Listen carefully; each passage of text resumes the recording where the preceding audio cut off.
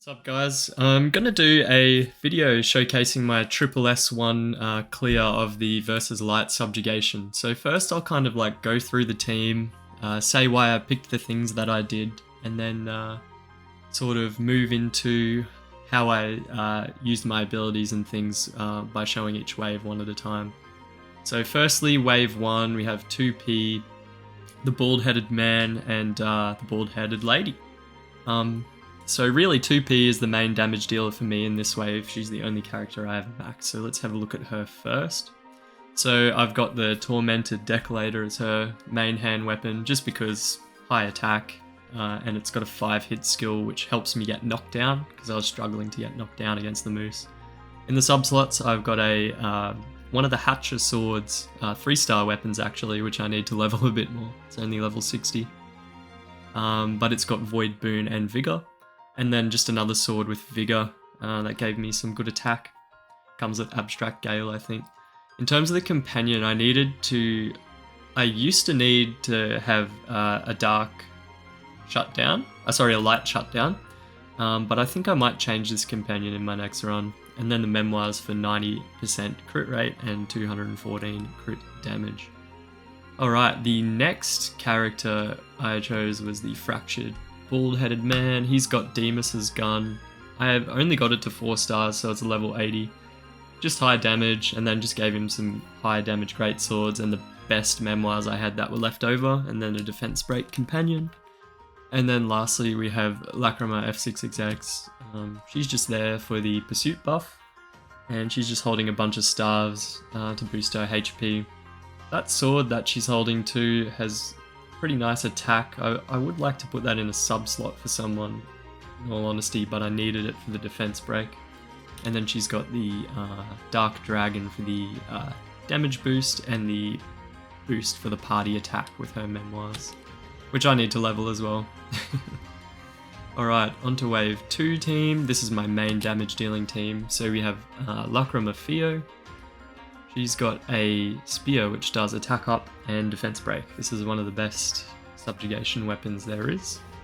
And then just 2 fists to give her as much health as possible whilst still giving her some semblance of attack, I guess. Her memoirs are just based on getting her HP as big as possible. And then she's got the light shutdown companion, which I needed for Lavania to take enough hits so that he would survive but be very low. And then next I've got my main damage dealer, Bloody Lavania. He's got the EX Dark Fist, which is fully leveled. And 2 other dark weapons, because Lacrima Theo buffs the stats of all dark weapons. One of them is just the Dark Fist, those level 80. They were a handout, but they're really good because they have Vigor and give me a little bit more crit rate, pushing me up to 97. And then I'm using Bloody Lavania's Fist, even though it's only level 70 because it has a massive Caged Vigor buff, as well as a Vigor buff. He's got the attack up and dark buff book, and then just memoirs to boost crit rate and crit damage. He's my main damage dealer. Then lastly I have Fractured Lars for his defense break. He also has the Blackhorn Fist, which will increase dark damage. For the whole team for 30 seconds, and then 2 swords just to make him as fat as possible, and then memoirs for HP and defense. Alright, and then in the last wave, got Lacrima Griff. Again, he's just holding stuff to give him HP. He needs to survive. And he's got the Light Shutdown companion, which also heals over 3 turns. After that, A2, she's another one of my main damage dealers, so because I haven't leveled F66, 063Y's EX sword, I've just put that in the sub slot for some haste, but used the other dark sword. I can't remember what it's called, but it has an attack buff and a nice 5-hit skill. And then the machine axe is just there for as the other sub weapon for pure attack. And she's just built for crit rate and crit damage with an attack up companion. And then lastly, it's kind of weird to see Celeb Gale in the last wave, but honestly, because I haven't been slabbing my characters consistently because I had a break from the game, she's the only other character I had that would easily survive the final wave, and I couldn't find a way to get good damage out of her and Bloody Lavania. so she ended up in the last wave as a support. Alright, let's get into the run. So for wave 1, it's a bit of a combo wave, so just going through my auto attacks at the start. I really struggled to get knockdown, so in this wave I'll use all of the weapon skills straight up, just to help me get knockdown essentially. As you can see, Bald Girl does like nothing for the knockdown bar. And then just using the companion to boost character skills. And then I'll fire off a 41 hit combo in order to get the combo bonus here.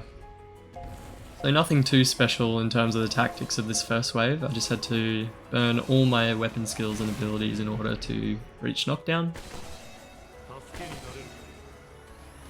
I think I could have tried to get 2P's Bold Vigor buff by having her not get hit, but I couldn't be bothered to try that many times, given that I had to do about 40 repeats in my second wave to get max damage. Alright, and then using 2P's character skill during knockdown for max damage. And I think I might even get to use Bald-Headed Man's weapon skills before knockdown. Oh no, 2P's sword.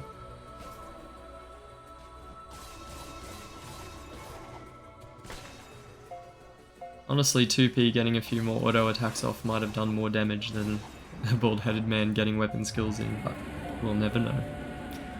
And then just using the rest of the weapon skills to fill out the time. Alright, so that was wave 1. Pretty good wave. On to the next one. So wave 2, my goal was to get maximum damage out of Bloody Lavania with Theo as support. So in order to do that, I needed Bloody Lavania to be at less than 15% health. I hope we can do this. Then Lars's defense break will come in handy to boost the damage further. So I want to get Lavania to 100% attack up. It's kind of my goal. Theo just tanked that, very lucky. Power to kill our enemies. So again, I have to fire off all my weapon skills to reach knockdown, just because I haven't slabbed my guys. I use the attack buff last with Theo, so that I can extend the buff with the companion. I'm at about 45% attack up here.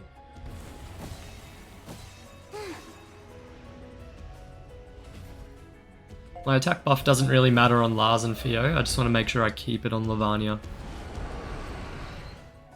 So Lavania gets hit, which is perfect, and he's below 15% health, which means he's going to be doing maximum damage. And then with Theo's dark damage buff and Lavania's dark damage and attack buff, he's going to be dishing a lot of damage, despite only being level 80 and hardly slabbed. I've got him 54% slabbed and then basically nothing in the Curse God Monument. So I just gotten the knockdown before time was up. Use the last, Lars's character skill and the last companion skill for this wave. You see he did 3.5 million on an auto attack. Crazy. I missed a crit there, which is unlucky because I have 97% crit rate.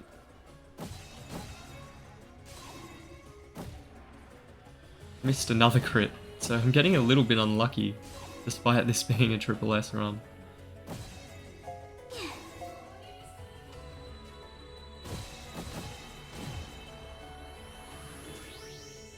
So that's massive damage. Alright. So that just means I need about 14 or 15 million in the last wave to reach triple S1. And that was a pretty much perfect wave. I just could have got a little bit more lucky with my crits on Lavania. So this wave, honestly, I could have repeated it a few times but to get a better score, but all I'm trying to do is buff attack as much as possible and then hopefully get 2 character skills off with A2 during knockdown.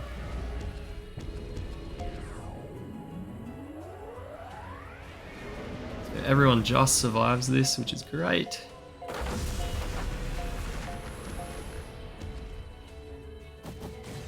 I think I went for the heal here because I couldn't be bothered repeating the wave. Yeah.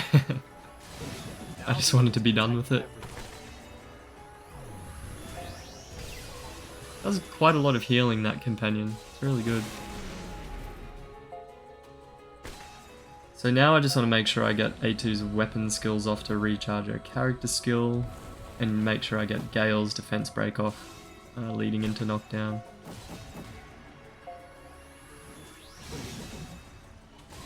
I'm using my 2 attack buffs with Gale and A2.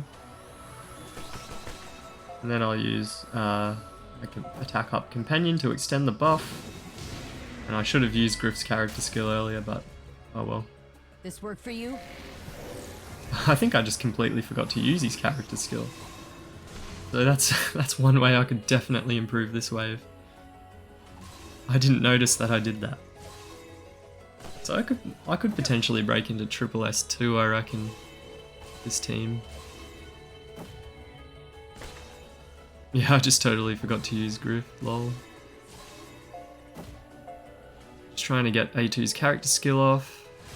One more time. You can see I'm spamming it. And I'll just get it off in time from memory, yep. But by then I'd lost all my buffs, so that did nothing. Now I use Griff, great.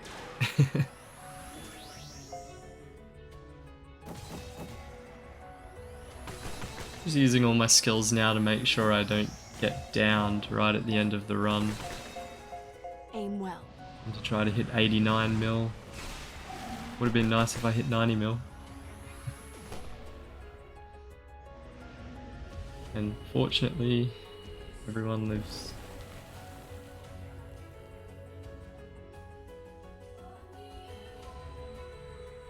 Alright, so that's the end of it. My first SSS1, I was pretty excited when I got it. I think I jumped out of my seat, which is pretty cringe.